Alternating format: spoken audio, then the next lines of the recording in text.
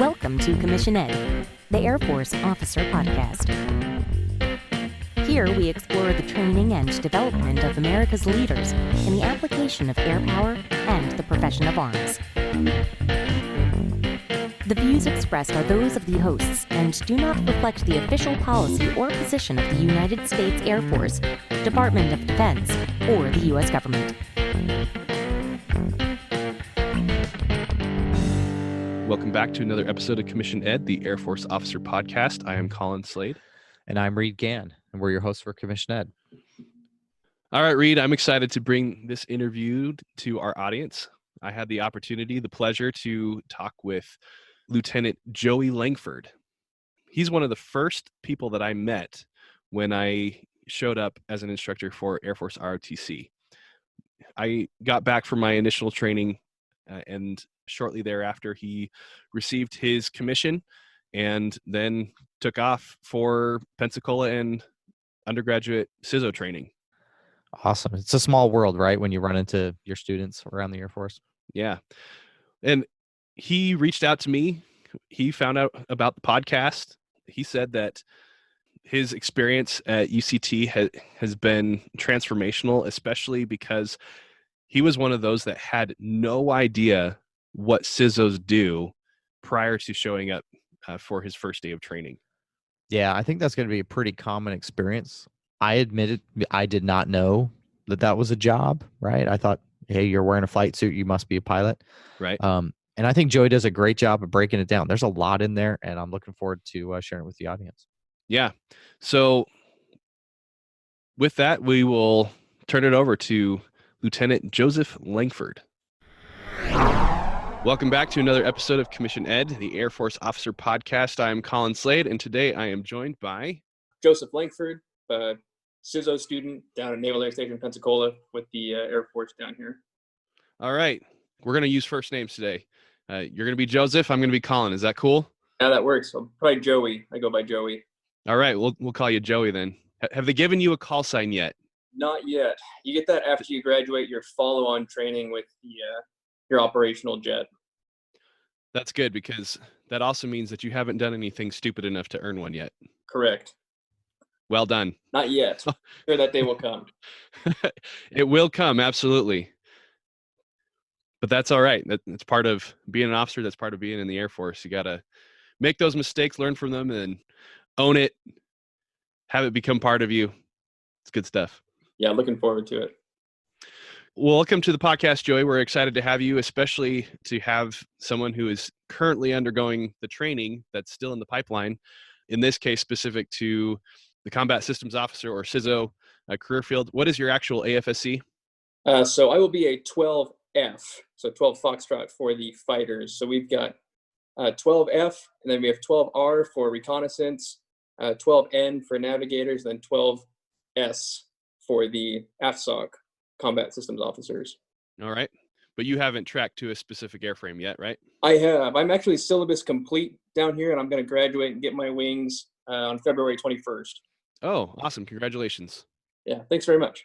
Which airframe are you going to? I'm going to the F-15E, the Strike Eagle, out at Seymour Johnson. Awesome. So you're going to end up at a SJ. Is that's still a part of your training? You're still going to be in the pipeline there? That's correct. So the B course, it's about 9 months of basic training in the F-15. And then following that course, you are assigned to an operations squadron. So they've got 6 operations squadron for the Strike Eagle. There's 2 at Mountain Home, 2 at Seymour Johnson, and then 2 at RAF Lakenheath. And then you've got about 3 to 4 months of mission qual training at the ops squadron before you're finally, pipeline complete, ready to deploy and go to war. Awesome. You have an idea where you're going to go? Do you get a choice in that? You have a choice, but it needs to be Air Force. I mean, I'd prefer to be at Mountain Home, but I'll go wherever they send me. Really? You want to choose Idaho over England? Absolutely. Yeah. That's an easy choice for me. Okay. I can't say that everybody would choose that, but Hope that's all right. I'll go the same way. If they all want to go to England, I'll let them go there. I'll just go to Idaho. Okay. Well, if you stick around long enough, I'm sure you'll end up at Lakenheath at some point. Yeah. Well, cool. Well, let's backtrack just a little bit. Let's learn a little bit more about you before we take a deep dive into the CSO life. So why don't you tell us where you're from, what your background is, what you studied in college, how you got your commission, all that sort of thing. Yeah, sure thing. So I grew up all over the country. I've lived in 14 states. New Mexico was the longest. My dad was in the Navy. He was a Navy nuke. Got out, and then he was a nuclear contractor. So we went to different nuclear sites around the nation. And then I went off to college at first BYU Idaho, and then transferred to BYU Provo. Did ROTC out of BYU. Did 855. I studied exercise and wellness, and I don't use that degree at all for my training, but had to have the degree in order to commission. And it was just personal interest. And knew that I wanted to fly. Went up to the rated board and found out I was going to be a combat systems officer. And at the time, I had no idea really what that meant. So hoping to answer some of those questions for other cadets and members of the Air Force. Awesome. When did you graduate? April 2017. That was when I graduated. Okay. And then how long did you have to wait between when you graduated, received your commission, and when you actually went on to active duty? That was the next day. Yeah, so I commissioned on the 29th, went active on the 30th, and reported to Pensacola October 4th. Wow, the Air Force really needed you. Yeah, end of the fiscal year stuff. So I was just, hey, it's now or never. So okay, that was me. Yeah, so not everybody gets as lucky as you. There are plenty out there that have to wait, and this is specific to Air Force ROTC. Plenty of our new lieutenants out of ROTC that have to wait sometimes up to 365 days, a full year, before they go on to active duty. So pretty awesome for you that you were able to do it immediately the next day. Yeah, it was pretty quick. Cool. Let's talk about your experience in Air Force ROTC for a little bit, and then we'll get into the CSO stuff. Got it. So talk to us about your experience as a cadet. What did you enjoy? What did you hate? How did it help you? How did it not help you? What was your experience? So my experience as a cadet, I mean, I probably am not the shining example of a cadet that should be chosen or to speak with. At first I was a little lackluster where it's like, okay, I'm doing ROTC. Am I sure about this? I started school studying engineering and thought I was more interested in engineering than the military. And then as I continued going to ROTC, I became more interested in the military than engineering. So that was a good swap. And it was, unfortunately, I had the attitude of like, okay, I need to complete this program as a cadet in order to get to the officer pipeline. I enjoyed really being at Det 855. Like the caliber of cadets there is outstanding at Brigham Young University and UVU. So I enjoyed that association a lot.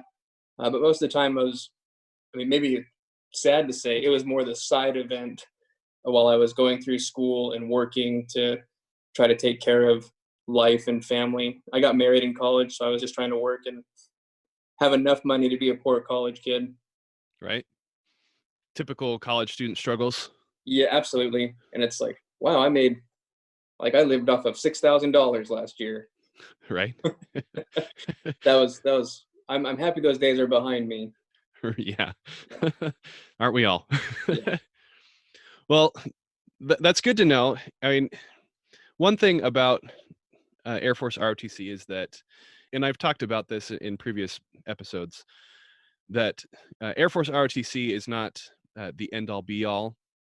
That it is important for your training as you're preparing for a profession in the Air Force, but at the same time, it has to take a back seat to your academics, right?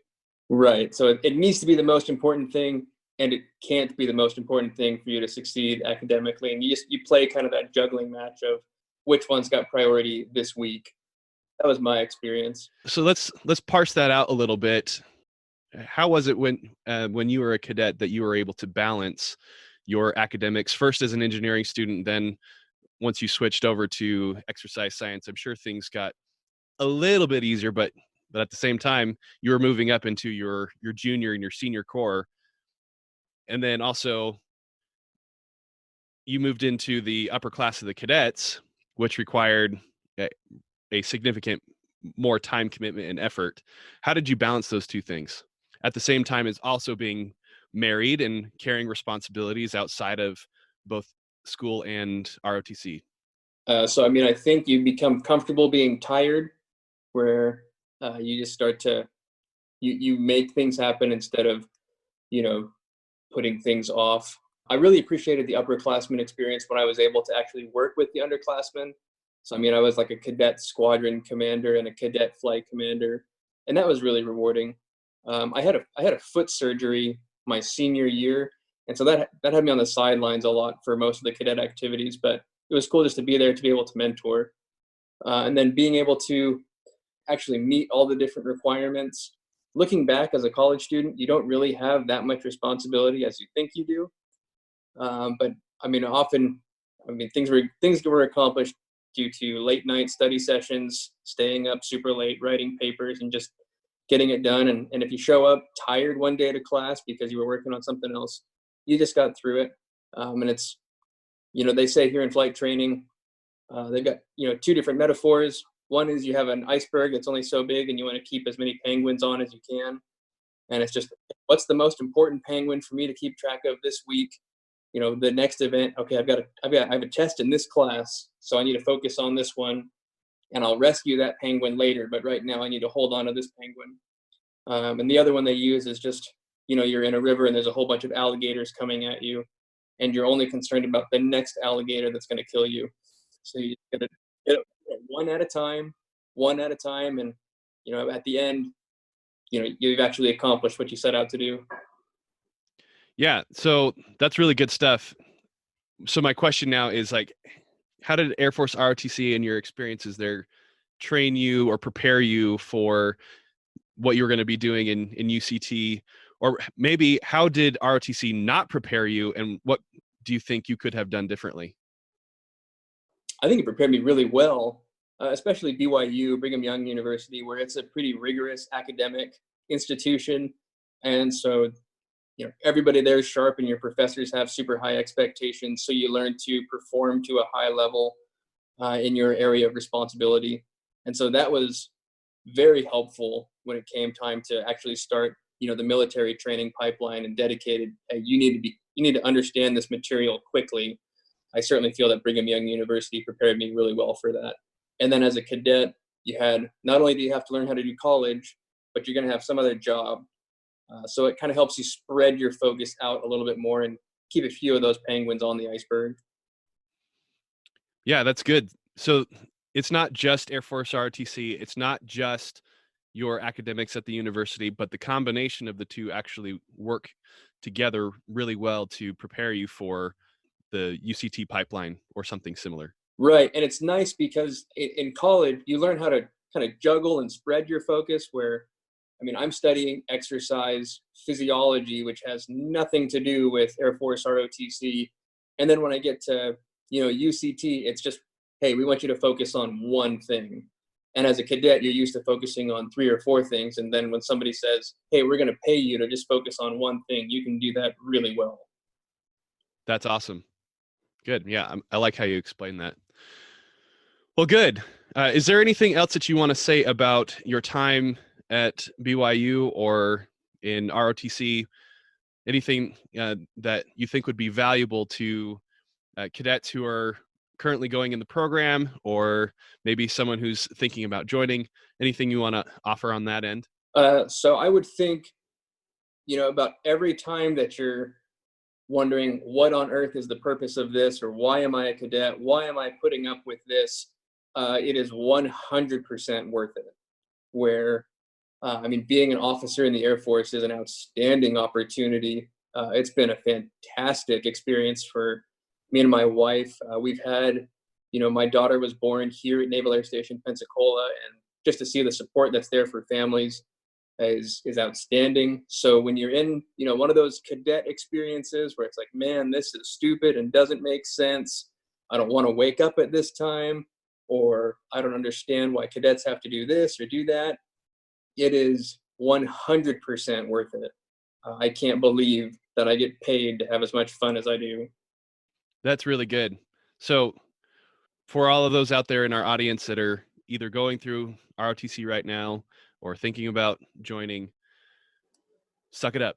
It'll get better. It 100% does. And I mean, I definitely, was one of the cadets saying, what on earth is the purpose of this? But I'm so glad I went through those years as a cadet to get to where I am now. Yeah, and let's also say that just own up to the fact that Air Force ROTC is not perfect. The cadre who are instructors at the different detachments are not perfect. Yes, they are officers. Yes, they carry the weight and the responsibility of the commission, but that does not guarantee that they are going to be the best possible people on planet Earth. They've at least gone through the training. They have sworn an oath to support and defend the Constitution. At least they have taken an oath to uphold the values of the Air Force. But they're not going to be perfect, and they're certainly not always going to perfectly line up with your personality. You're not always going to get along with them. So let's just own up to that and call it what it is. And I mean, if I can add just probably one more thing about ROTC and any kind of commissioning source, just that it has to cast such a wide net for all the different responsibilities and things that an officer needs to be aware of, that it really can't go deep into any kind of one subject. And to again say, hey, that depth that you are looking for professionally will come in your career, but that, ROTC is not the place necessarily where the Air Force is able to dive deep into your interests. Yeah, absolutely. It's a starting point, and all of our commissioning sources are designed to give you the tools to begin learning how to grow and develop as an officer. It is not necessarily designed to, take that rough piece of granite and shape it into the David. That's not what we're trying to do. We're just trying to get you pointed in the right direction so that once you do get on active duty, you can continue to grow, continue to develop your leadership style and your understanding of what it means to be a commissioned officer. Absolutely. 100% agree. Great stuff. All right. Okay. Let's talk about the things that are most important to you right now. The reason that you are on this podcast today. What does it mean to be a combat systems officer, specifically a 12 Foxtrot for fighters? So, Joey, over to you. Why does the combat systems officer, the 12 Foxtrot AFSC exist? So, like going way back when, early days of the Air Force, the airplanes, we didn't have the same sophistication and equipment or whatnot. So most of the bombers, they had crews. They were crew aircraft where, yeah, you had the pilot that flew the airplane where it needed to go. But once you were over Berlin, it was the bombardier's aircraft. And he was the one lining everything up and saying, no, this is my aircraft. We are dropping our bombs here. And then once he's completed the mission, he would say, all right, pilot, get us home. And over time, so we've had navigators, we've had bombardiers, we've had electronic warfare officers, we've had comm officers, we've had reconnaissance officers. And so for forever, it seemed that was the whole career field was just spread all over the place. And then I think it was in 2010 that the Air Force stood up the Combat Systems Officer pipeline down here at Naval Air Station Pensacola. And so every single crew position on a jet that's an officer comes through Naval Air Station Pensacola. So whether you are an electronic warfare officer or a navigator or a weapons systems officer or an AFSOC CSO, you come to Naval Air Station Pensacola now. And so they didn't really know what to call us, so they said, all right, you're gonna be combat systems officers. And then once you've completed this training, we'll call you essentially the mission that you learn to implement against the enemy.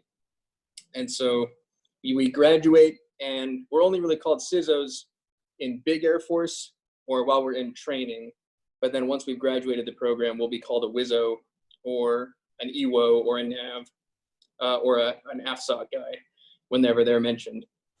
But I was attracted to the Wizzo pipeline. So my older brother's in the Army. He was an airborne sniper for 10 years, and now he's in the Green Beret medic pipeline.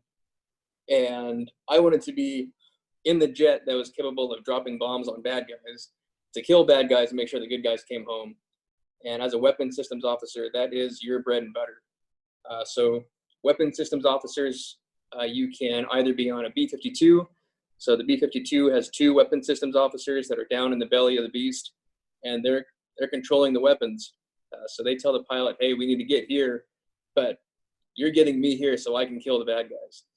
The B-1 has 2 Wizzos, and they are, again, similar circumstance where they're pilot, this is where we need to go so that I can drop these bombs and I can kill these bad guys. And then we've got the F-15E, the Strike Eagle, where it's just the Wizzo and a pilot. And what's unique about that crew position is you're expected to be able to back up the pilot.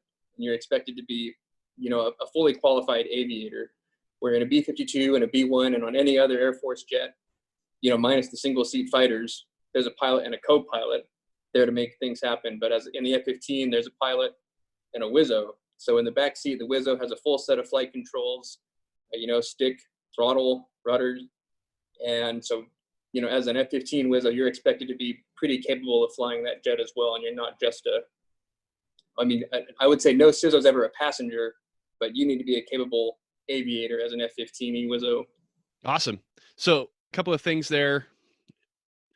Is the 12 Foxtrot career field, you mentioned a few different aircraft. Once you track to one specific airframe, do you move to other airframes, or are you going to be with the F-15E for your entire career, or could you eventually end up with the Buff or the Bone? So I'll be an F-15. So that's a 12F. Also out of the Wizzo pipeline, they'd become a 12B Bravo for bomber. And then there are a number of different exchange programs between the Buff and the Bone, where a Bone Wizzo can go to the Bone or go to the Buff and vice versa. And sometimes it's a permanent shift. Sometimes it's, hey, I'm going to go do one tour with the Bones, or I'm going to go do a tour over here with the Buff and then come back.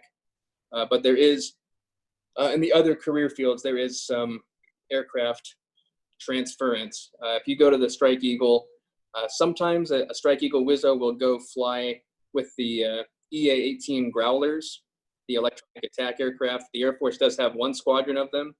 So there's a few Air Force Growler EWOs that generally come from the Strike Eagle community.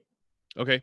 And you didn't mention anything about the B-2. Do they have 12 Bravos as well, or? No, they've got 2 pilots. So they've got 2 pilots in the B-2, and there's only 2 pilots in the B-21 as well. There's no Wizzos going to the B-21, which that's another conversation, but it's just going to be pilots for the B-21 coming up. I sense some consternation about that. I think that we add value and we're good at our job. And if the pilot, if you have somebody dedicated specifically to a task, they can become really darn good at it. I'm sure that the B-2 crews are capable, but we can ease off some of the pilot workload, especially in bad guy land, and be effective in employing ordnance. Okay, yeah, let the pilot focus on flying the jet while you pay attention to what the bad guy is doing. Absolutely, yeah, it's a pretty tried and true method. Yeah, the Air Force is 2 pilots for the B-21. Okay, now is there also some friendly competition between the 12 Fs or the 12 Bravos, or even your pilot brothers and sisters? Is there? I probably don't have enough experience brushing up between other communities to speak personally. I know those coming from the Strike Eagle community. I know there's a bit of a rivalry between the Strike Eagle and the Viper, because both claim to do everything better than the other jet. Sure. And then between the bombers and the fighters, yeah, it's, the Buff will say every time it takes off, it's like the 7th most powerful nation in the world, just one B-52 flying around. And it's like, cool, but you don't fly upside down. And it's like, well, I can use the bathroom, and just kind of the usual jokes between fighter and non-fighter aircraft. Sure. Well, that's good. Keeps us all sharp, keeps us, excited about our different airframes. Yes. Well, good. So we have a better understanding now why CISOs exist and the various different shred outs. Can we review that again real quick? Yeah, so they just revamped the CISO syllabus here this past year, and I was in the 3rd class to go through the new syllabus training pipeline, and the first full-size class at that. And I think it might be good just to kind of go through the overall pipeline and what that looks like. As a CISO student showing up day one, what is your life like and what does your training look like? As you arrive, you in process at the squadron, and the first thing for you to do is to have 2 TDYs. So you're going to go out to IFT in Pueblo, Colorado, and that is common for, every Air Force pilot, CSO, and RPA aviator is going to go to IFT, initial flight training, at Pueblo, Colorado. And it's about 3.5 weeks. And we go through the same academics and flight procedures as pilots do. And then we start to specialize where, okay, we have to do more advanced navigation, and they start busting out old school whiz wheels, which is like a circular slide rule that you can calculate everything with. And it's crazy how good it is. And you do low level navigation runs in IFT, and you do 10 of those as a CSO student, where you have to, arrive at each point on time, on target. And it's pretty basic. But at IFT, the CSO flies the majority of the mission. They're getting stick time. They're controlling the aircraft. And what's the aircraft? It's the mighty Diamond DA-20. I think it's got like 130 horsepower, and full throttle it might hit like 110. Awesome. So not super exciting, but it is super safe from all brand new lieutenants. Don't fly directly into the headwind. You might end up going backwards, kind of thing. Something like that, yeah. But so you go to IFT. Yeah, that's about 3.5 months. If you have weather delays or things like that, it might push you out past a month, but it should be 3.5 weeks. And then after you complete that, you go to SEER school. So that's survival, evasion, resistance, and escape. And that's like prisoner of war. What happens if you get shot down behind enemy lines stuff? I think that one's 17 or 18 training days, and it's about as much fun as you think it is. It's 10 out of 10 training that I want to have, and I never want to have it again. Yep. How'd that rabbit taste? I ate the rabbit. That was wonderful. Good. Did you ask for seconds? I did not. There wasn't that much to go around, but it felt like a feast for sure at that time. Right. Immediately following that, you're going to do water survival training at Fairchild. You have to have water survival training in order to go through our pipeline here at Pensacola, because we fly over the water every day. Right. So yeah, following IFT, SEER, and water survival, now you're ready to start your training, UCT, and then you class up, and you have about 2 months of navigation academics. And the very first thing that you start doing is navigation and denied ops. So you have no GPS, you don't have any of these systems. It's essentially, hey, we're in a conflict with an adversary that can jam everything, and we still need you to know how to navigate a jet to wherever you need it to go. And so we run through academics with that. We get some simulator events with that.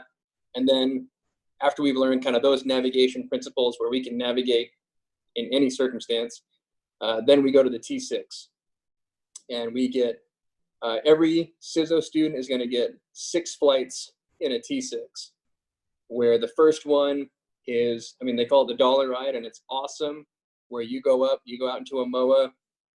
What's a MOA? So that's a military operating airspace. So we take a T6, and this is where we're introduced to principles of flight and how to recover an aircraft. So say your pilot becomes hypoxic or something like that, you need to know how to recover an aircraft from all attitudes of flight.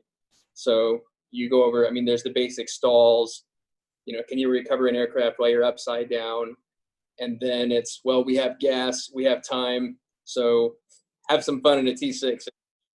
It's great, an absolute blast. And it's a good kind of litmus test to see, do you like, military aviation where you fly upside down and things like that? Where some people show up really wanting fighters and thinking that being upside down is cool, and then they go do it and they're like, nope, don't want to do that ever again. But that's a cool opportunity to learn just how to safely recover an aircraft and then have some fun. Yeah, so that's such a good thing to focus on just for a second, that we get so many of these cadets and officer trainees that come in saying, I want to be a fighter pilot. I've wanted to fly fighters my entire life. This is what I want, and I'm gonna get it. And then they get it, and then they show up at UPT or UCT. They get into that T6, and then they find out, holy crap, I hate this, because they've never done it before. Sure, they may have their professional pilot's license, or they may have 1,000 hours in an aircraft, but have they been upside down before? Have they pulled 6Gs before? Have they ever done anything like that before? So really important for our audience to understand there that this is different than anything that you've ever done before. Yeah, it's not a Cessna 172, and it is awesome. Thank goodness it is not a Cessna 172. The T6 is a blast, and I enjoy, raging and yanking and banking. It's an awesome opportunity. And every flight I take fanboy seconds where I'm going to look outside for 3 seconds right now and just soak in this moment and this experience. And that's certainly been helpful throughout training. Yeah, good. I'm glad that you brought that up. So yeah, you got 5 flights just on, navigating and shooting approaches, pretty basic aviation stuff. One more thing. After those 6 rides, is there a check ride, or is every single one of them a check ride? No, definitely not a check ride. This is introducing you to aviation while you're in the aircraft, where our academics and everything is really academics on navigation and not so much flying, where a pilot, they'll just get tons of sorties and stick times and they've got hours in the pattern or whatnot. We're just thrown straight into the jet, and it's like, all right, this is what it feels like. Can you think while airborne? Can you do all that navigation stuff airborne? So it's definitely an introduction to flying. Once the EWOs split off from the rest of the class, the remaining CSO students, they go through 2 more phases of T6 flights, where you do 5 low-level missions, where you do, it's exactly what it sounds like, high-speed, low-level. You're navigating to a target at low altitude, and you want to make sure that you're there where you need to be and that you're on time. And those are a blast. And then you've got 5, they call them advanced I-rides. So it's advanced navigation, and you go out and you shoot a number of different approaches. Just like, okay, I know how to fly instruments in an aircraft, and I have the airmanship to know what's going on as we fly around, and I can, I'm capable in the jet. I know how to monitor and correct if necessary, navigation and instrument flight procedures.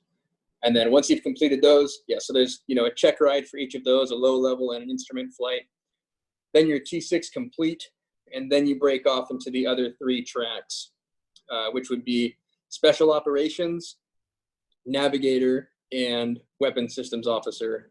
So just kind of a quick overview of the missions and the jets that you can go to from that. Special operations.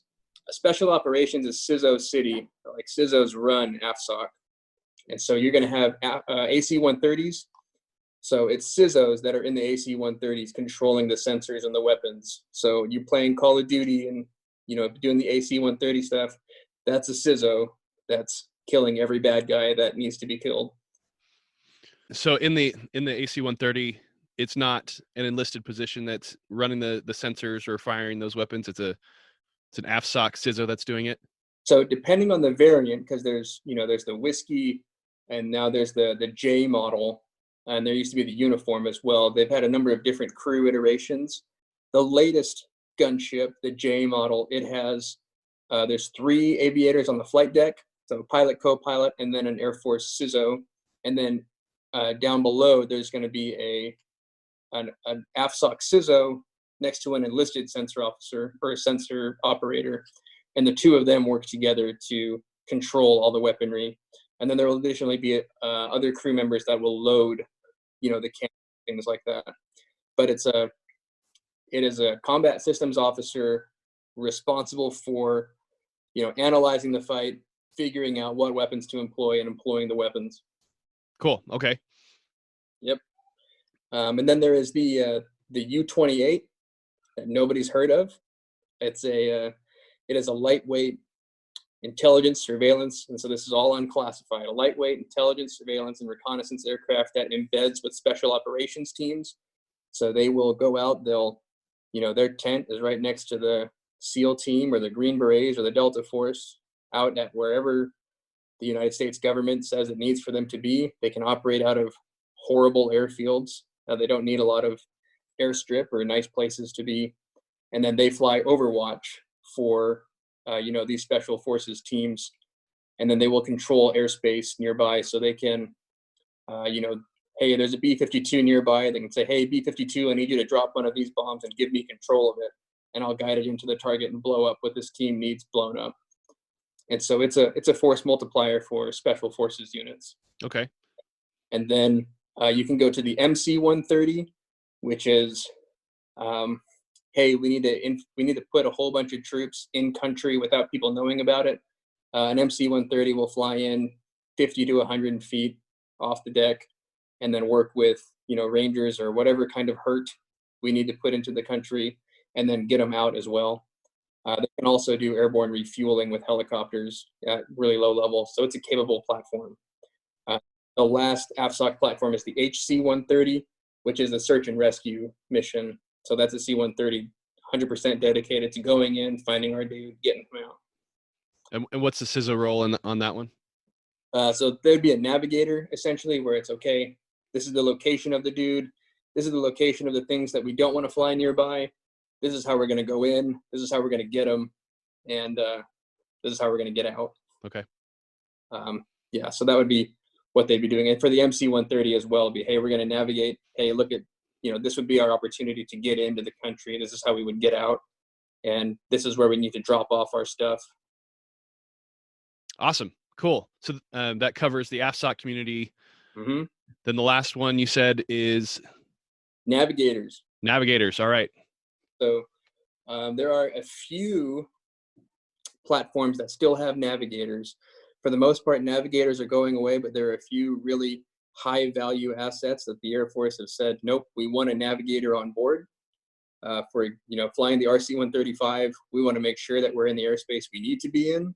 So we've got a navigator on board as that additional set of eyes to say, nope, we are where we need to be. And then the AWACS, the airborne radar that does, command and control in battle space, it's got a navigator as well.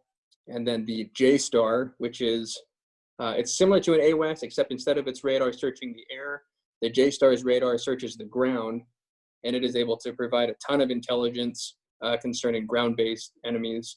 And then again, there's a navigator on board making sure that one is where it needs to be. And then last would be that EC-130. It also has a navigator to make sure that it's precisely where it needs to be to do the mission that it needs to do. And then kind of the navigator track as to why it exists. One, like it would be specific for those aircraft. They really need to be in a place and they want an extra set of eyeballs.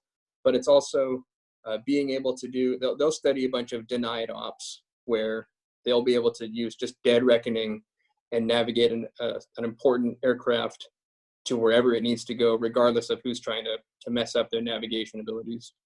Okay. Very cool. So that's the whole of the CSO community. It's far more complicated than I ever expected it to be. Right. And so it's a little bit of a letdown. It's like, okay, you're going to go be a CSO, but a Wizzo is as different to an EWO as, a pilot is to an RPA almost. Right.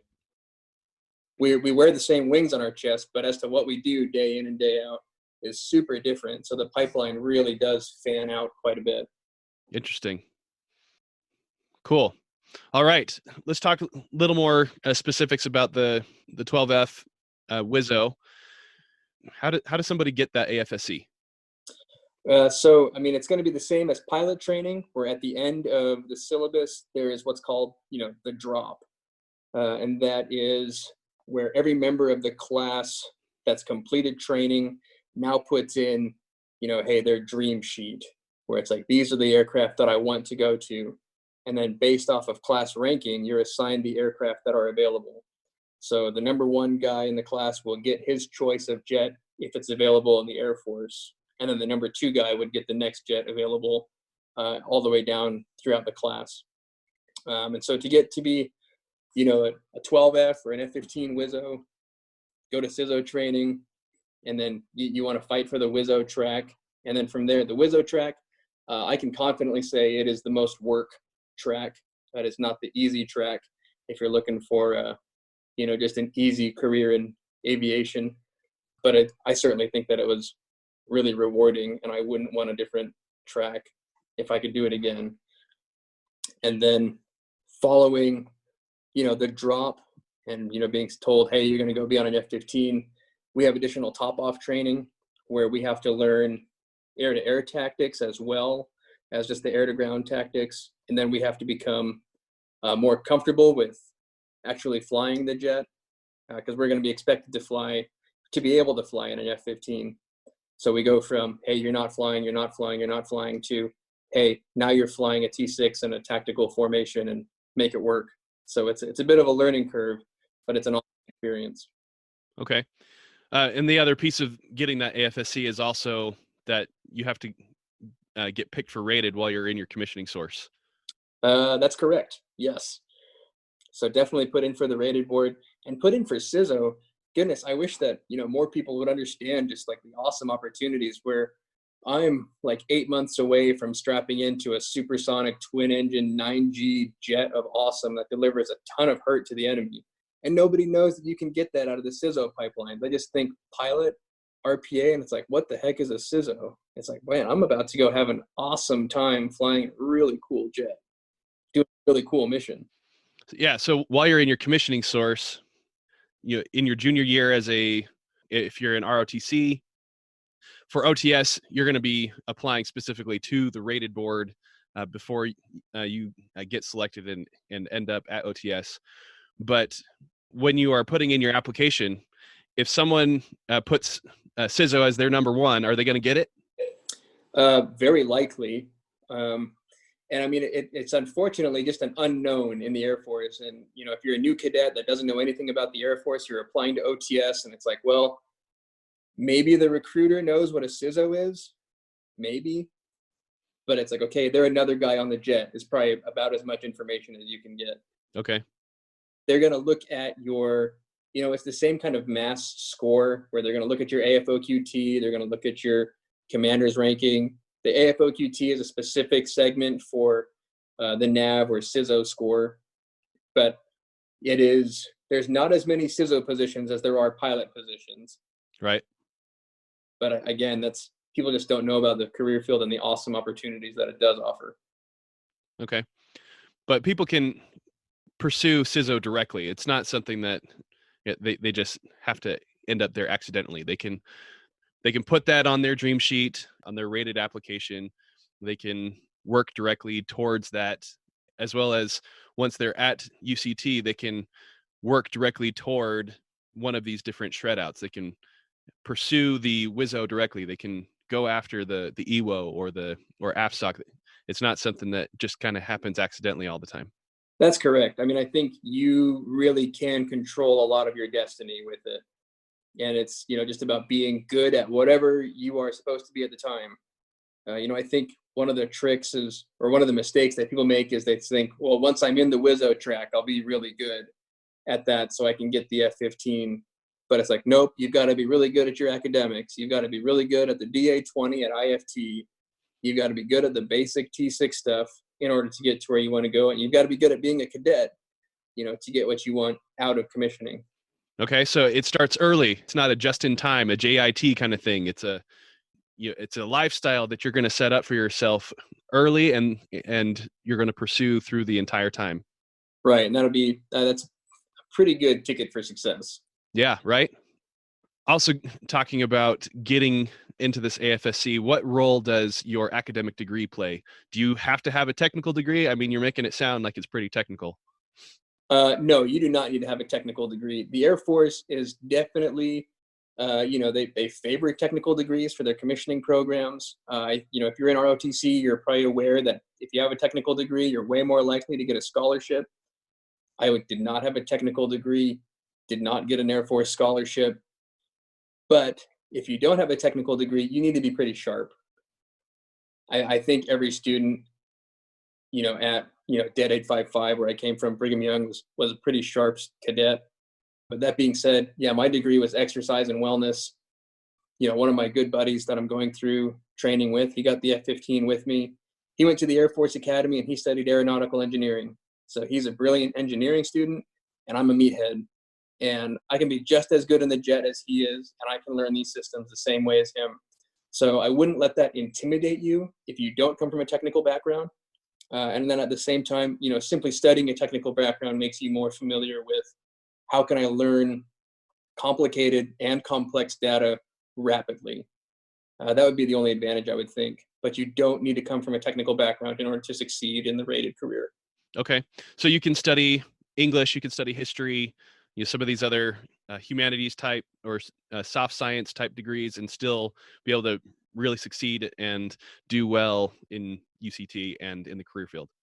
Absolutely. I mean, you just need to be able to learn and be able to own your learning experience. Awesome. Yep. Couldn't agree more. And that's really the case for so much of what we do as officers. Obviously, there are some career fields that require very specific degrees. Like if you're going to be an engineer for the Air Force, you have to have an engineering degree. If you're going to be a doctor, you got to go to med school. But when it comes to a lot of these other ones, specifically these rated career fields, you do not have to have a degree in aerospace engineering to be able to fly a jet or to navigate or operate these various combat systems as you've been describing. Not at all. No, I mean, it's training. You will be trained to do it. And I mean, anybody can study, anybody can learn this as you apply yourself to it. So yeah, don't ever let that deter you or think, oh, I don't have an engineering or a math degree, therefore I can't do something cool in the Air Force. Like, that's a bunch of baloney. Awesome. Well, good. We have a much better understanding now how we get your AFSC. We understand why it exists. We understand the training pipeline. Now, once you are through all of that and you're out into the operational Air Force doing the thing, which obviously you haven't quite made it there yet. You still got to go get to SJ and go through your training there. But once you're through all that, who is the customer for your AFSC? Do you exist for the pilot, or do you exist for the bad guy, or for the combatant commander? Who is your customer? I think it would be the combatant commander of the area. And the Strike Eagle is a very desired aircraft by the combatant commanders, where it right now is an air-to-ground workhorse. It can carry, just a ton of payload and deliver it precisely in any environment. A B-1 can carry more, but it takes so much gas to get it there and keep it there. And, 4 Strike Eagles can carry the same thing, but they can do it in a much more flexible package. If you need to blow up a city right now, a bone is great. But for the close air support stuff, the Strike Eagle is an awesome platform to do it, where it just has a bigger payload than the F-16. And, you got 2 brains on board to make sure and double check, make sure, yep, that's where the bomb needs to go, and we're effective for that. And the Air Force has recognized that, where the Strike Eagle is just being this workhorse. So it's getting a lot of attention and a lot of upgrades. It's getting new engines. It's getting a new, really awesome high-powered radar that's, comparable to the F-22, F-35. Like, it's as good as it gets. So it is an extremely capable jet that every combatant commander wants. We exist in the area where we can go fly in and assist whatever force needs it. And the Strike Eagle in particular is flexible in that it can provide, counter air support. It can do air to ground support. It can do, offensive air. They're able to, carry specific cluster bombs that we can go fly around, near Iranian airspace and say, hey, like, your whole naval swarm design, it's like, we've got just the ticket for you, so make sure you behave. And it is, just an extremely capable airframe. So all the good guys want it, and all the bad guys hope it's not there. Okay, good. Any other customers that the CSO exists for, or other AFSCs specifically that you work really close with? Obviously, you're going to work very closely with the pilot, with that 11 Foxtrot that's in the front seat on the F-15. But who else do you work really close with? I imagine it's just, whatever that air order is, that air tasking order. Hey, we're going to have a group of good guys here, and we need you on station. Speaking with, Strike Eagle crews about their deployments and their times. It is, hey, sometimes you'll go up in your Winchester within 40 minutes, or you've expended all the ammunition and weaponry that you have. You've dropped every bomb and you fired every bullet, and you need to come home for more. And then other times you're there for, 12 hours, and you just make sure that everything behaves. but I know that they work in conjunction with special forces. They work in conjunction with conventional Army. They can work as a naval deterrent as well. There's going to be your intel shop at every squadron, making sure you're up to speed and you're aware of the current circumstances and threats. But that would be, it's pretty typical. This is combat aviation. Like, we're here to support the mission, and whether it's, killing bad guys or just protecting good ones or just being there to make sure that bad guys don't show up. That's the job. And one other caveat too is, talking with the Strike Eagle community, there isn't really a difference between the 11F and the 12F, where, getting close to if you get close and you look at the wings, you can see the wings look a little different. But in terms of, okay, well, the pilots run it and the CSOs are second fiddle, or the CSOs run it and they plan it and the pilots just do as they're told. Neither of those are true. It is 100% both crew members owning 100% responsibility for the mission and working together to get it done. So it's a peer environment, not a, 1 and 1A sub-tier aviator status. Okay. So it's like a maverick and a goose, right? Yeah, correct. I just, hope to survive better than Goose did. Right. Yeah, we shouldn't laugh at that, but Goose was a backseater in a F-14, right? Correct. Yeah, so he was a radar intercept officer. The difference, though, there's no controls in the back of an F-14. You just could look at the radar. There's full flight controls in the back of an F-15. Okay, so you're even more on an equal playing field with the front seater, right? Correct. So there's 3 things that Strike Eagle Wizzo cannot do. You cannot start the engines, you cannot stop the engines, and you cannot fire the cannon. But everything else inside the jet you can do. So yeah, there's the cannon's triggers up front. That's not moving. That can't go anywhere. And every Wizzo dreams of the day where it's, oh man, like my pilot just got incapacitated and I'm bringing the bird home safe, and but you'd have to run out of gas on the runway and be like, all right, like I can't turn off the engine. So there is that limitation, but they do expect you to be a capable aviator. Okay. So on that note, you are fully capable in taking off and landing and doing air refueling and all those kinds of things? So those are called critical phases of flight, and legally the pilot in command, so the 11F, is at the controls during that time. You're just going to leave it right there. I am. Yes. I know that, both pilots and Wizzos want for the Wizzo to be capable of flying. In the event it's like, okay, the pilot has his hands full or whatnot, you want that capability in the jet. Okay. Yeah, it makes total sense that you want to have that partnership in place so that when things go south, and they inevitably do, mm-hmm. You have 2 people in that aircraft that are perfectly capable of getting you both home safe. Right. And I think it's, they each have a specialty where, and, kind of dividing up responsibilities. In the Strike Eagle, the pilot's responsibility is flying, and then offensive air to air. They've got the mentality of, oh man, like if there's an enemy jet up here, I'm going to kill it, and I'm not going to look around for anything else.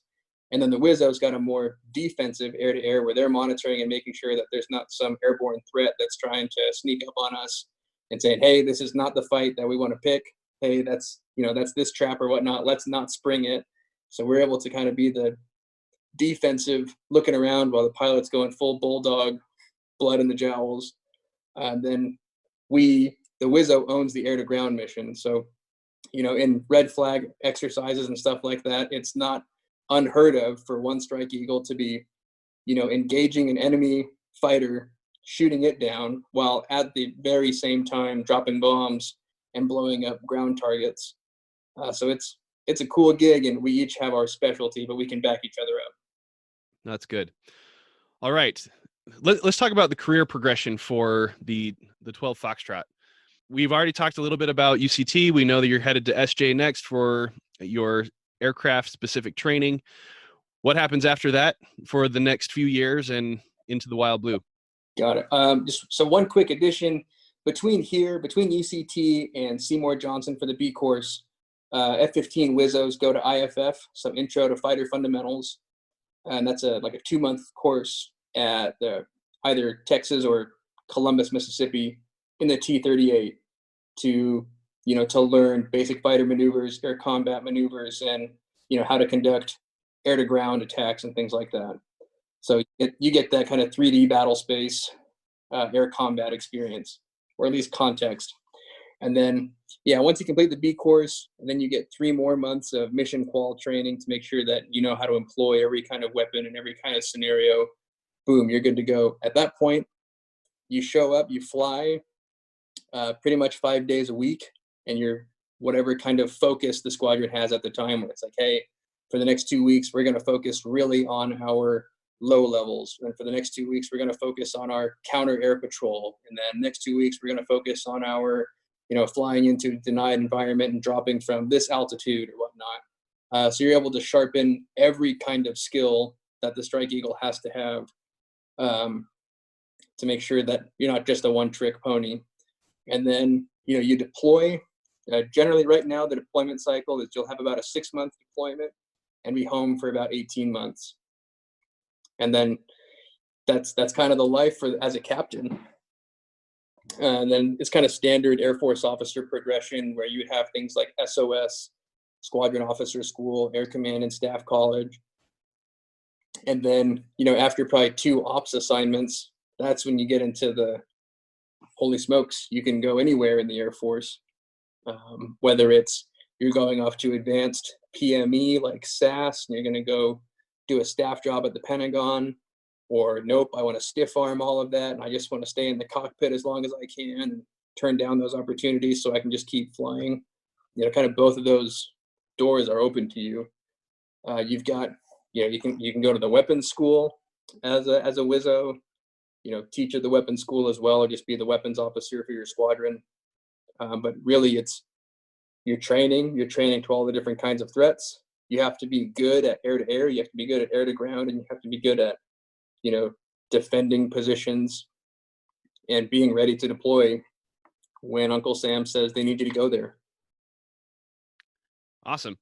Yeah, let's talk a little bit more about the CGO experience, since that's going to be the first thing that you will get to as soon as you're done with the B course.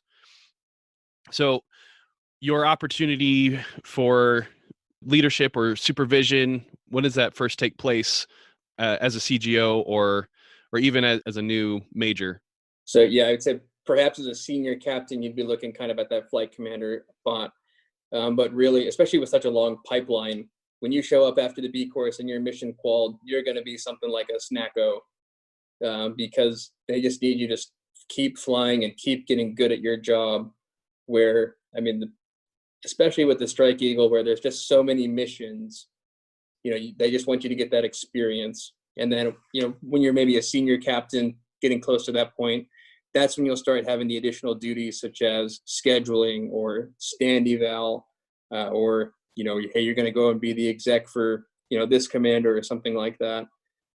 But really, as a CGO in the Strike Eagle, priority is fly, because you're never good enough and you always need to start getting better. So kind of what that looks like on a day-to-day basis. If it's just an air-to-air sortie, you show up about 3.5 hours prior to takeoff for you to do your mission planning, go through your brief, going out, stepping out to the jet, and then going off, flying your sortie, coming back, and your debrief. Your debrief's going to be long. The Strike Eagle community is known for its long debriefs because there's so much that they've got to go over. And so you're going to stay there and debrief. And so it's going to be probably like a 10, 11 hour day. But it starts really early, where you're not getting home at like 9 o'clock at night. You start early and you're home for dinner. And then if it's an air to ground, instead of showing up 3.5 hours before, you show up 4 hours before for you to plan the additional ground strike that would take place in addition to the air to air. And then, wash, rinse, repeat, go up, fly, make mistakes, go to the debrief, figure out what you screwed up in the debrief, fix it, go up, fly, make mistakes, debrief, find it, and just continue to improve and improve. Okay. So your responsibility out of B course as a first lieutenant, brand new captain, is becoming a technical expert on your airframe and your specific responsibilities within it. your opportunities for supervision, for that more typical leadership type thing that we discuss and train for in our commissioning sources really doesn't take place until you're a senior captain, which is somewhere around 6, 7, 8 years into your active duty service, maybe even not until a little bit later when you promote to major and then have to fill a director of operations type position, a scheduler. You mentioned exec. That's typically when you're going to be put into those more leadership type positions. That's correct. We're, a good buddy of mine. We commissioned together, and he commissioned into maintenance. And, day one, he had something like 120 airmen that he was leading. That's not the case in the CSO community or the Strike Eagle community, where it's just, hey, you've got a complicated job to do, and it takes you a long time to get really good at it. So focus on that first. Yeah. So let's focus on that for just a minute. How do you feel about that career progression, knowing that you are an officer in the Air Force, you have been trained to be a leader, but you don't necessarily get that opportunity until you're almost halfway through your career? I think I really understand it. In Secretary Mattis's book, Call Sign Chaos, he talks like one of the things a leader needs to be good at is be brilliant in the basics. The flying community is all officers. It's not like other communities where you might just have, hey, here's 100 enlisted folks that you can lead from now on, and they're going to be the subject matter experts, and you're just going to work as a leader and a supervisor to meet their needs and make sure they can do the mission. As a rated officer, that's you. You have to be good at that. And if you're no good at flying the jet, if you're not capable of, or your basic responsibilities, you're not really going to be a leader that'll be looked up to and trusted in the community. So I understand absolutely why it needs to happen, where if you just show up, hey guys, I'm mission qualified, but I'm the worst flyer here. Now you have to do as I say. That would not work out well for any member. And I think all of us understand that in the rated community. I think one thing that might perhaps be a downfall for that is I feel like some of that leadership and interpersonal skills can be a perishable skill, where we spend so much time focused on, hey, I just am going to be a technical expert. You put me in that jet and I'll make it dance and I'll kill every bad guy that needs to be killed and I'll execute this mission. And then holy smokes, I forgot how to take care of my people. So I think, Chief Goldfein is certainly recognizing that and saying, hey, we want to have a more people-centric Air Force. And so I think that's been, steps have been taken to kind of mitigate that downfall. But as you just don't have the leadership opportunity because you're not prepared for it, because you've got to be better at your job. Yeah, and I think it's important to reflect on what it is that the Air Force actually values in its officers. The number one thing that we need from our officers is their ability to execute the mission. And in some circumstances, that is going to require your ability to lead a group of people to get the mission done. You mentioned the maintenance is a great example. The other support functions are going to also have to lead their enlisted airmen and civilians toward the successful execution of the mission. But in the rated community, as you're describing, the execution of the mission may only require just a couple officers and a couple of enlisted air crew in order to get that mission done. And that's okay. That, again, priority number one has to be the execution of the mission. And if you're not good at doing it, if you're not proficient, if you're incapable of flying or correctly operating your aircraft, then the mission is going to suffer. So I agree with you. There is a lost opportunity to utilize the leadership skills that you develop through your commissioning source. But at the same time, priority number one has to be on the successful execution of the mission. And sometimes that doesn't require other people to get it done.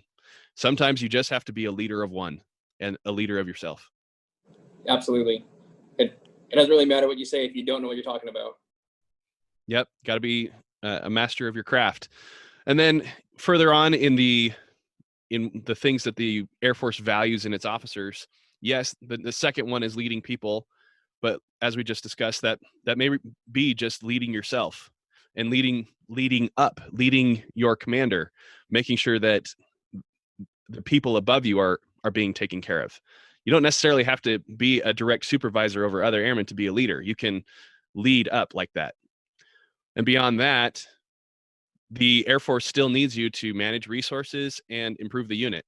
Every officer in any career field, no matter what their position, can definitely pursue those things. I'm sure that in your flying experience, in going through the training so far, you've had to learn how to manage resources, which includes not just manpower, but facilities and equipment and your time.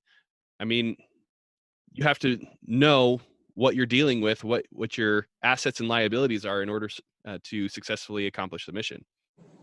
Right. And then even, yeah, when they say, okay, you're not in a leadership position, it's like, yes, I don't supervise or lead people. But I mean, even, day one in training, okay, how can you work well with others? How can you influence the culture of your peers and your classmates? Are you a positive influence? Or are you a negative influence? Do you make people better? Or do you make people worse? Are you prepared or are you unprepared? So, being proactive, there's still plenty of opportunities to make an impact on others for good. Yep. So we discussed quite a bit about the career field, why CSOs exists, a little bit about the progression and what it's like going through the technical training. What we're missing so far is, some good stories. I haven't heard you say yet, there I was inverted. Yeah. I mean, you touched on it a little bit, that you were going to take that 3-second moment to just soak it all in, but let's hear some favorite highlights about your time in the Air Force so far. Well, I mean, 100% flying is wonderful. Throughout flying training, I mean, it is absolutely a fire hose, regardless of your prior preparation. It is as much as you can handle. And if you can handle where you're at, the instructors will just throw more on you until they find out how much you can handle. But it is important to take a moment and just breathe, look outside, and say, holy smokes, that sunrise is beautiful over the Gulf right now.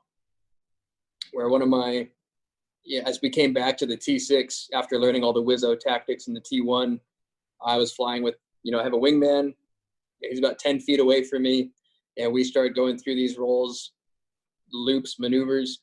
And so I'm genuinely upside down looking at this beautiful aircraft. And we've got a heritage bird painted in World War II invasion theme. So it's got the invasion stripes, looks like a P-51 right off my right wing. And I see him, and there's just this beautiful sunrise coming over the Gulf, clouds that just, create a beautiful border for this whole event. It's just, I cannot believe that I'm getting paid to do this. And then, later on in that same sortie, we're having kind of a mock dogfight. And so I'm looking behind and seeing where he is, and I'm living out that dream where it's like, holy smoke, 7 o'clock low, break right. And I'm screaming into the comms, and you make the mistake once of not positioning yourself correctly to pull G's, where you get, just kind of stuck in the cockpit for a moment. But then you learn how to handle it. And it's just, wow, I'm genuinely living every boy's dream of going out and just flying in this most outstanding fashion and being able to just have a ton of fun doing it. We get to fly with the Blue Angels. So the Blue Angels are stationed out of Naval Air Station Pensacola. So I was actually working through an unsafe gear malfunction. It wasn't an emergency. We never declared an emergency, but we had to scrap the rest of our mission. And we were holding overhead the field at about 2,000 feet. And we're just working through our checklist and, okay, how can we remedy this situation? And then over the radio, Pensacola approach, Blue Angel 1, request rapid recovery, runway 7. It's like, man, I've got the best seat to see the Blue Angels come screaming in as I'm just over 1,000 feet above them, watching them come in for the pattern. And so that's an awesome opportunity that I've had.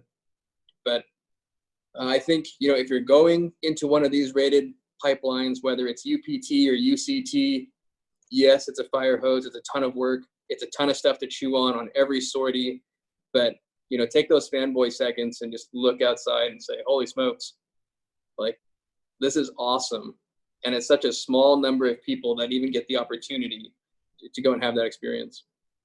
Cool. Good stuff. So I want to talk now about your development as an officer outside of your career field? What books have you been reading?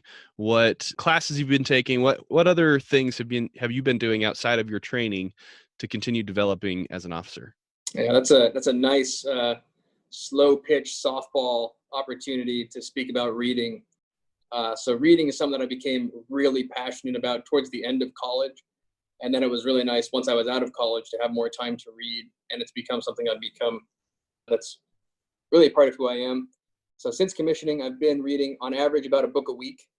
And it's been an absolute game changer what kind of relating it to flight training, it was frustrating to see students who struggled talking to other struggling students about how to improve, while an instructor is just sitting at a desk, able to help, but the student's not going to the instructor who actually knows what he's talking about.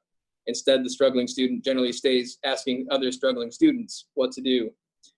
And it's like, well, you're going to be stuck until you go get information from somebody who knows what's actually going on. And reading gives you that opportunity to learn from the very best in the field, where the very best thinkers, whether it's militarily or professionally or relationships, they've written down answers to these problems, and all we have to do is go read. And it's $10 for a book, and it's so easy to go and do. Where, I mean, a few things that really helped me, reading books like Deep Work by Cal Newport and Peak, like The New Science of Mastery. These things, I feel like they genuinely help my performance, where I'm able to go into work and accomplish more quality work in less time than my peers who just don't have that same skill acquired through reading. And then whether it's, leadership, it's like, okay, people have already written about this topic. And it's not just some dude who's like, well, I worked construction once and I had 4 people with me and this is what I found effective. It's like, you can go read about leadership from Winston Churchill, who, held together the free world until America could finally come in and assist. But, you can learn about, why this fight is important and why these principles matter. You can get the motivation from books. So I've actually, I kind of set myself up for it. I've been running a book club, an unofficial book club for the squadron. And I asked the group commander if he had a book recommendation. And then very quickly, my squadron commander got word and asked me if I wanted to do a book club. And it's like, well, my squadron commander just asked me if I wanted to do a book club. So here I am with the book club. But yeah, I can't say enough about reading, and I can talk, for hours just on the specific virtue of reading. And I can talk for more hours on specific books that have been kind of game changing in my perspective and capabilities. Yeah, that's one of the things that I feel like our commissioning sources really fall behind on, is teaching reading, especially professional reading. Right. As you've described, learning to gain knowledge and understanding from the experts that have already solved all the problems that we're dealing with, or if they haven't solved them, they've at least been there before and they've dealt with it in some form or fashion. So I agree with you wholeheartedly that reading is going to be one of the things that will help any one of us develop more and faster in our profession as officers in the Air Force. So on that note, you mentioned Deep Work, you mentioned Peak. What are some of your favorite books that you've read recently or ever that you would recommend to our audience, anybody that is planning on being an officer in the Air Force or has already commissioned? Got it. So, I mean, I think those self-development books are useful. I think they serve a purpose. Like I really I think highly of 7 Habits of Highly Effective People, How to Win Friends and Influence People. Both of those are excellent. I really like 12 Rules for Life. I picked it up just so I could defend, kind of traditional values without, using religion as a justification, but wanting to get more of I just want some current scientific data on why this is a good idea. And I was actually really blown away by the book as to how applicable it was and how helpful it was. I think it's important to understand at least a basic understanding of finances. where if you don't understand how your money works, you're not going to be very capable of being a good officer. If you're stressed out about whether or not you're going to have a home or a car or whatnot. So I'd recommend The Richest Man in Babylon to everybody. That's a really short, simple book, and it's not full of kind of the hate that most finance books are, where it's, oh, you're an idiot, or you're an idiot, or you're an idiot. I think Basic Economics by Thomas Sowell is borderline required reading for an American citizen. You'll certainly be, in my mind, a better American and a better equipped citizen having read that. I think it's important to understand kind of the heritage, the military history that we have. I think 1776 is a great book, understanding kind of just how shaky the foundation was, but how worth fighting it was and how important that period of time was. Battle Cry of Freedom on the Civil War is outstanding. The Personal Memoirs of Ulysses S. Grant. But General Grant was an amazing military leader. I've read probably a half dozen biographies of Winston Churchill and his memoirs of World War II. Again, just if you want to study leadership, you can study Winston Churchill, and he'll also give you a great breakdown of military history. He won the Nobel Prize for literature, of all things, not just holding the free world together.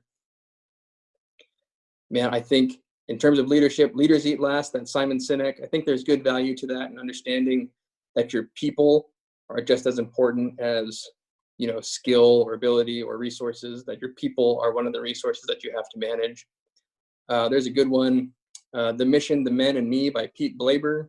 He was the Delta Force commander for kind of the very beginning of Afghanistan and Operation Anaconda. That's a really good short leadership book. Hal Moore on leadership. So Hal Moore was the commander of the first conventional battle in Vietnam, made famous by the book, you know, We Were Soldiers Once and Young, and the movie We Were Soldiers. There's a short leadership book of his that's really good. Turn the Ship Around. That's on the Chief of Staff reading list. Again, not too long and really effective, just simple principles of leadership that I think are good. And I think it's important to understand Air Force heritage, where Masters of the Air, so that's about the 8th Air Force, you know, the boys who bombed Berlin. So that's both bombers and fighters, bringing the fight to the Nazis in World War II. I mean, if you're interested in combat aviation, there's Fighter Pilot, Memoirs of Robin Ould. Boyd, Fighter Pilot Who Changed the Art of War by Robert Coram. There's the Air Force Way of War. It talks about how we started to adapt our strategies after our training was letting down our aircraft and our air crews in Vietnam, and how we became more lethal. That one's really, you know, that's kind of maybe a little more geeky in the weeds about how we became to be a more lethal fighting force. Viper Pilot, that's Dan Hampton. Dan Hampton's written quite a bit about combat aviation. He was an F-16 pilot, and you can read his ego on every page, but he's got some really cool stories that kind of back it up. So Viper Pilot's cool about what it's like to actually fly into harm's way and come out of it. Hunter Killers is about, you know, we're going to go find Sam's and kill him, kind of that wild weasel mission. Lords of the Sky breaks down air combat from World War I to today. So those are all, I think that all adds a good context to know, like, this is the profession of arms, and this is combat aviation. This is the group of people that I'm trying to join, and that I am, you know, going to be with. Like, theirs is the legacy that's now been trusted to me. So I think there is real value in terms of understanding, particularly American military history or heritage. Wow, this is what has enabled us to be the most powerful and capable force in history. And what does it take to stand shoulder to shoulder with these people? So reading just expands your world, and it helps give you the experience that you don't have as a lieutenant, or even as a captain, where it's, you know, I don't have a ton of experience, but I have augmented my experience through studying the experience of others and learning their lessons. Yeah, at the very least, it's at least going to help you ask the right questions. Right. You may not have the answers. They may not be able to solve it for you, but they're at least going to give you a perspective so that you can ask the right questions about the situation that you're involved in. Yeah, absolutely. And it's a little frustrating when you see somebody struggling, and it's like, well, Like, there are resources at your disposal to take care of this issue, and you're not taking advantage of it. And so that opportunity to just develop yourself in as focused a manner as you want. So yeah, all the information in the world is essentially available to you. And if you're not taking advantage of it, that's on you. And as an officer, that's kind of bad form in my mind, where it's like, well, you could have been prepared for this circumstance, but you elected not to. So that's, I try to keep that mindset where instead of reaching a position that I haven't prepared for, trying to prepare for whatever circumstances I can by getting that context from history. Yeah. And I mean, that list of books that you just rambled off the top of your head is awesome. But I want our audience to understand that they don't have to read all of those books in order to be effective as officers. They don't even have to read any of those books, but they should read something. Yes. And I think, there's a place for fiction too. Like, I like Lord of the Rings. I think that's a fantastic story of, good versus evil, which is, I'm a fanboy. I believe that's the fight that I'm engaged in, good versus evil. And you can see, okay, what motivates people to actually do that? Is it easy to do the right thing? Not always, or often it isn't, but it can be motivating to learn from that. But I do think, you don't have to be full geek and reading into the weeds, but yeah, the opportunity to read will certainly, edify you and make you a more capable individual. Yeah. So to all of our listeners out there, pick up a book. We don't necessarily care what it is, but you should read something. Awesome stuff. Let's talk about mentorship. Yeah, as you develop that capability and that knowledge of improvement for yourself, how have you been sharing that with others, or how have others been sharing that with you? Well, I think the most valuable mentor that I found, he was actually one of my first squadron commanders here. He was an F-15 Wizzo. And so I wanted to, hey, tell me all about that jet and if I want that job. But what I appreciated and what I found effective about his mentoring was that he treated me as if I'd already earned it. Where I feel like sometimes, hey, tell me about the F-15, tell me about the F-15. It's like, well, once you've tracked Wizzo, come find me and I'll talk about the F-15. It's like, well, I want to know now so that I can figure out if I even want to go down that road. And so I think that that's a valuable thing with mentoring, in that, talking with cadets, it's like a cadet, maybe they haven't even said, yes, I want to be in the Air Force, but treating them as if that's going to be a chief of staff in 20 years or something, where it's, hey, what kind of information would best help you? Like, what principles would best help you at this stage? And how would you get to where you want to go? So I think being open, regardless of where the person's at, that was a good lesson that I've learned here, where like from the very first day of training, my squadron commander was totally fine spending a lot of time talking to me and sharing his experiences with the F-15. In terms of being able to reach out and mentor others, I certainly think within the class, it's important, where it's like, hey, making sure that you're available to help those around you, help your peers. That's where you're going to have the biggest circle of influence, is those that you actually see every day. And you've got a better feeling and understanding of, oh man, is John tired? Is Tyler falling behind? Dang, Ryan's got everything put together. What can I learn from him, and how can I help others? So keeping your eyes open at how other people are doing, and being able to influence them. As I said, I enjoyed running that book club, and I've got a few more meetings of that before I leave, but being able to share those lessons with others and see them benefit from it, and then hopefully reaching out and being able to give some of this information to cadets too, that they can have information that I didn't when I was a cadet. Yeah. So on that note, how can cadets or other people who are interested in connecting with you get in touch? So probably the best thing to do would be getting my email. That's just josephrlangford@gmail.com. I probably can just be written down wherever this podcast episode is posted. I'll make sure that that's available. Okay. You're in our Facebook group. They can also contact you there. Yeah, absolutely. So I can talk all things CSO. I'm familiar with, I've got people in every one of those networks and career fields from the CSO pipeline. Awesome. Well, good. I've got one more question before we wrap this up. But before I ask it, is there anything else that you want to add to this interview, to the knowledge about the CSO career field? what it's like being an officer in the Air Force, anything that you think would be valuable for our audience. Anything that's not covered. CSO is a worthwhile pursuit. Nobody's heard of it. It's a super cool job with a lot of awesome opportunities. And I'd probably say that every Wizzo is a CSO, but not every CSO is a Wizzo. Okay. It's a good way to put it, I guess. Yeah. All right, Joey, last question for you. All right. What does it mean to be an officer? I think it means being good enough at your job that you're not just worried about your own stuff, but you can lift others as well. Where to be good is the bare minimum, but really to be an officer means that you've got your stuff so well squared away that now you can be responsible for others. So be capable, have good judgment, be involved, and lift as you're needed. Awesome.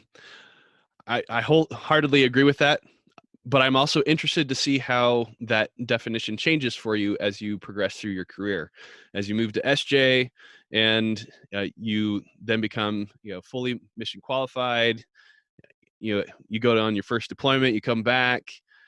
So let's keep this line of communication open. Let's have you back later on and see how your development as an officer progresses and your understanding of what it means to be an officer changes along the way. Sounds good. Thanks very much. Thanks, Joey. We'll catch you on the flip side. Got it. Thanks. Colin, awesome interview. Man, Joey did a great job of breaking that down, didn't he? Yeah, so helpful that he had just finished UCT at the time. When we did the interview, he hadn't quite earned his wings. He since has, but how awesome that we were able to catch him right at the peak of his knowledge on UCT. Yeah, so he'll be doing the F-15E, the Strike Eagle. That's awesome. Great mission. I have my OTS roommate. That's what he's doing. He's had a lot of deployments, a lot of success. So, man, it's an exciting time.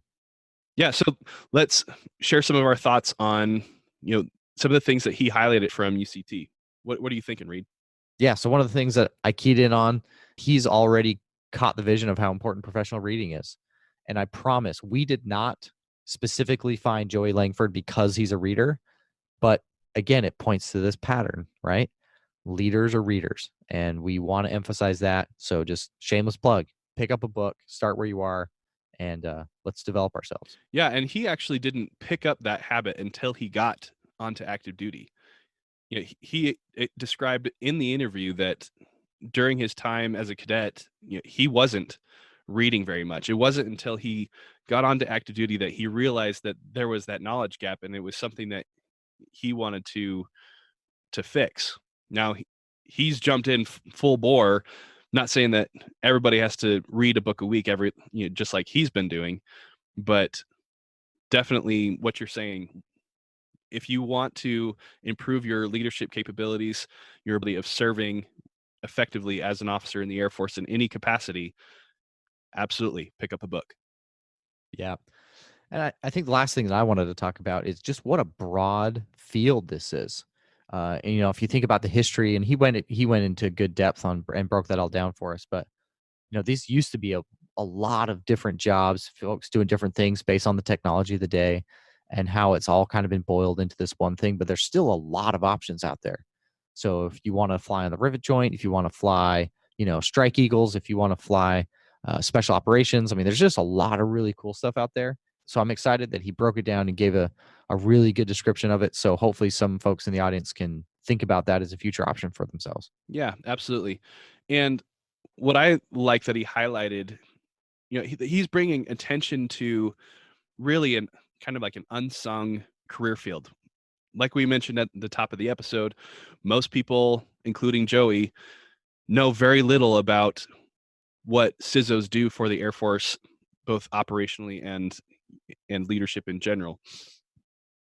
But he highlighted that usually people think about pilots being the ones who are the tip of the spear. They're the ones that are dropping the bombs and bringing the fight to the enemy.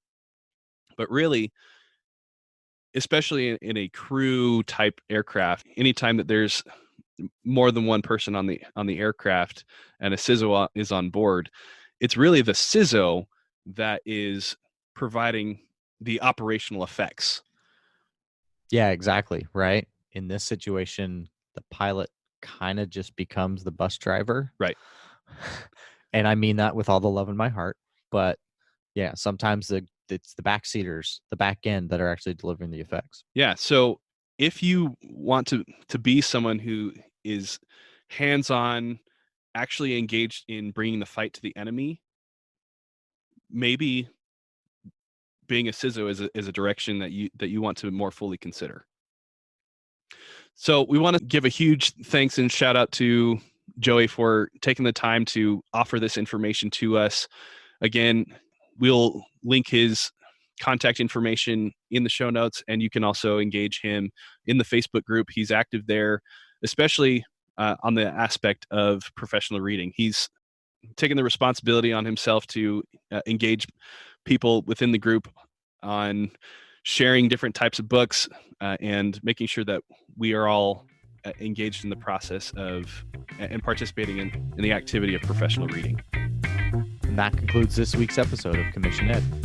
Thank you for listening to Commission Ed, the Air Force Officer Podcast. The views and opinions of the authors expressed herein do not state or reflect those of the government and shall not be used for advertising or product endorsement purposes. Mention of any specific commercial products, process, or service by trade name, trademark, manufacturer, or otherwise does not necessarily constitute nor imply its endorsement, recommendation, or favoring by the U.S. government. The mention of companies by name is solely for the purpose of discussion and should not be implied as endorsement.